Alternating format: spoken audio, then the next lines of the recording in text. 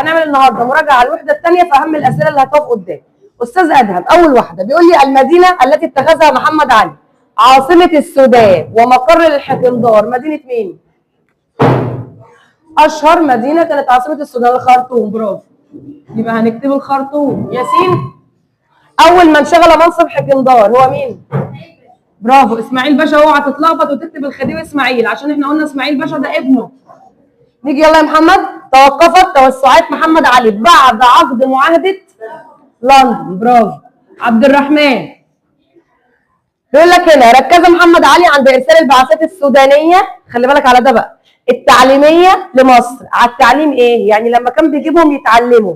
وفي حاجه كمان، الاداري وايه تاني؟ لا ايوه في حد قال والعسكري. العسكري والاداري، خلي بالك على السؤال ده مهم قوي. يبقى هقوله الاداري والعسكري، فممكن يجي يقول لك على التعليم ايه او في المجال ايه. ابقى مركز. يلا يا سيد. تم انشاء فينار في ميناء بربره في عهد الخديوي اسماعيل، وبكتب الخديوي. يلا يا محمد. شعار بعد تامين الحدود الجنوبيه لمصر احد اهداف ايه؟ قلنا تامين الحدود هدف ايه؟ عسكري، سياسي، اجتماعي؟ عسكري. برافو، يبقى اهداف عسكريه. احنا قلنا في الاهداف العسكريه لو تفتكر تامين الحدود وتجنيد السودانيين. نبيل، نجحت حمله محمد علي الى السودان في الوصول لمناجم الذهب فين؟ مناجم الذهب كانت في حته اسمها ايه؟ دونكولا. برافو. يلا يا ايمن. ايمن فين؟ يلا يا ايمن. قام سعيد باشا بانشاء مجالس للفصل في الخصومات. المجالس دي اسمها مجالس ايه؟ الاقاليم. برافو، اوعى تقول مجالس عرفيه، يبقى مجالس اقاليم. يلا يا بدر. شهدت مصر توسع منظما في افريقيا في عهد مين؟ برافو، الخديوي اسماعيل. ما اقولش محمد علي. اول ما يقول لي هنا توسع منظم هقول له الخديوي اسماعيل. ناخد مين؟ يلا يا اياد.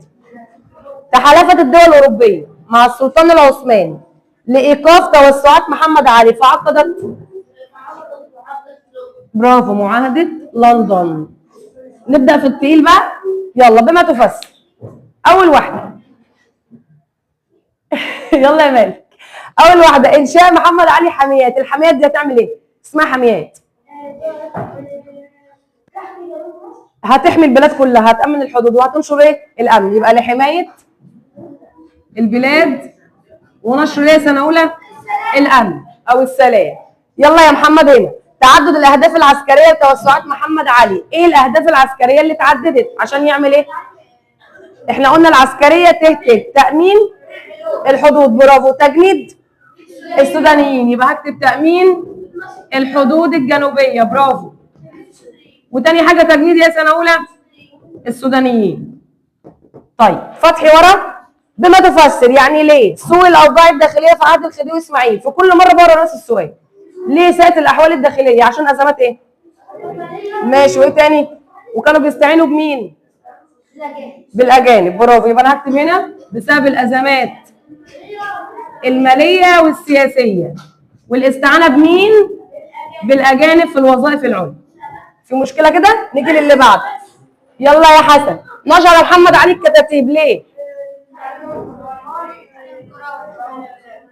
برافو، قراءة كتابة قرآن، يبقى لتعليم القراءة والكتابة والقرآن الكريم. يلا يا شرقاوي. يلا. أصبحت كسلة أهم المدن الإدارية ليه؟ برافو، بسبب التحصينات العسكرية الثابتة. ياسين. إرسال محمد علي المزارعين للسودان، كان بيودي المزارعين المصريين ليه؟ برافو، لتعليمهم اساليب الزراعه الحديثه. يلا مين اللي هيقول اللي بعده؟ يلا يا عمر. يا عمار. تحالفت القوى الاوروبيه مع السلطان العثماني ضد محمد علي ليه؟ وخوفا على اهميتها ليه او مصالحها الاقتصاديه. يبقى الوقف توسعات مين؟ محمد علي، وخوفا على مصالحها. كمل الجمله. على مصالحها مين؟ الاقتصاديه. يلا اللي بعده. نيجي في دلل بقى. يلا يا ياسين، يلا يا عسل. اول سؤال يا ياسين، دلل يعني هات لي امثله، اديني دليل. شكلت الظروف الطبيعيه عائق في ان الرحله بتاعت سليم بيت قطان ما تكملش.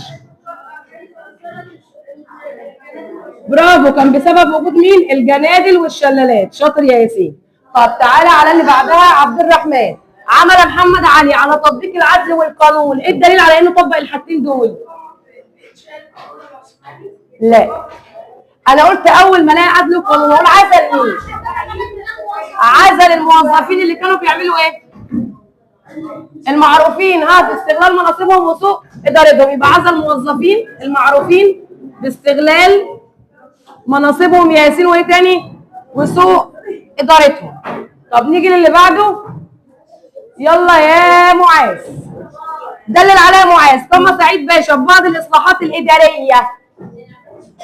دلل ايه الاصلاحات الاداريه اللي عملها سعيد؟ ثواني حبيبي، ثواني حبيبي، في دور. ماشي. وعمل مجالس ايه؟ ومجالس مجالس عرفيه في الاداريه، مجالس عرفيه. وعزل الموظفين اللي معروفين بسوء، ونبه على مدير الاقاليم ان هو ايه؟ بحسن المعامله. يبقى اكتب هنا عزل الموظفين اللي معروفين بسوء ايه؟ معاملتهم. واهم نقطه، عمل مجالس عرفيه وعين مجالس مدير الاقاليم ونبههم ان هو يحسنوا معامله مين؟ الاهالي. طب اهتم الخديوي اسماعيل بالزراعه. محمد، برافو. للتصدير، برافو. يبقى اصلح الاراضي الزراعيه. اللي بيتكلم ورا، اللي بيتكلم ثواني يا محمد. استصلاح الاراضي الزراعيه عشان ازود الانتاج وهزرع القطن لمين؟ للتصدير. طب نيجي اللي بعده، سؤال مهم وشاطر اللي يقوله لي. يلا يا ايمن. اهتم محمد علي بالتعدين والصناعه، ايه الدليل؟ تعدين وصناعه. اكتشف معادن او استثمر معادن زي مين ومين؟ الحديد والذهب. ماشي. وعمل مصانع زي مين؟